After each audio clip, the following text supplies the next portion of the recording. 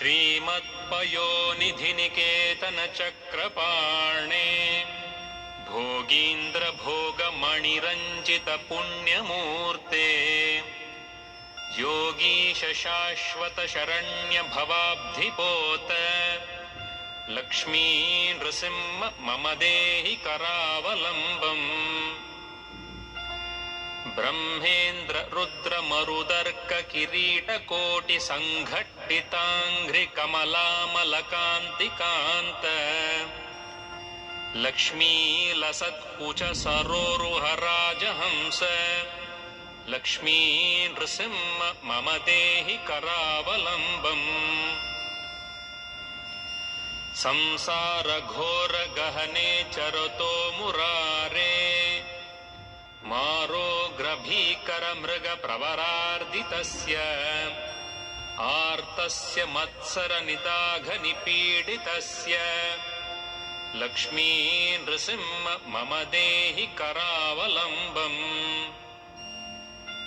संसारकूपमतिघोर मगाधमूलम् सम्प्राप्य दुःखशतसर्पसमाकुलस्य दीनस्य तेव कृपणापदमागतस्य लक्ष्मी नृसिंह मम देहि करावलम्बम्।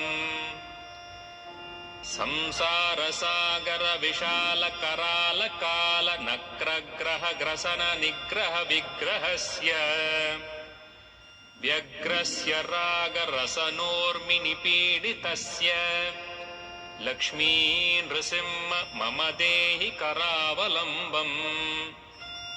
संसार वृक्ष मघबीज मनन्त कर्म शाखा शतं कर्णपत्र मनंग पुष्पम् आरुह्य दुःख फलितं पततो दयाळो लक्ष्मी नृसिंह मम देहि करावलम्बम्। संसार सर्प घन वक्त्र भयोग्र तीव्र दंष्ट्रा कराल विषदग्ध विनष्ट मूर्ते नागारि वाहन सुधाब्धि निवास शौर्ये लक्ष्मी नृसिंह मम देहि करावलम्बम्। संसार दावदहनातुरभीकरोरुज्ज्वालावलीभिरतिदग्धतनूरुहस्य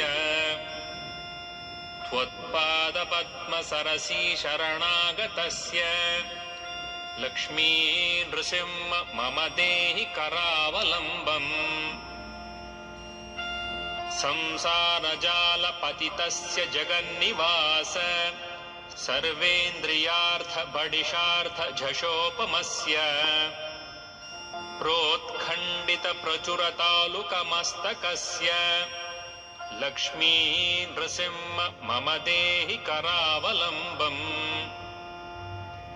संसार भीकर करीन्द्र कराभिघात निष्पिष्ट मर्म वपुषः सकलार्तिनाश प्राणप्रयाण भवभीति समाकुलस्य लक्ष्मी नृसिंह मम देहि करावलम्बम्।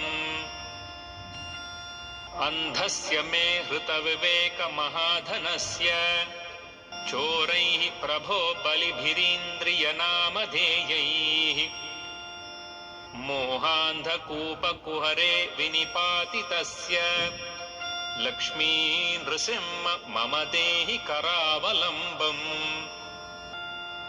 बद्ध्वा गळे यमभटा बहुतर्जयन्तः कर्षन्ति यत्र भवपाशशतैर्युतं माम् एकाकिनं परवशं चकितं दयाळो लक्ष्मी नृसिंह मम देहि करावलम्बम्।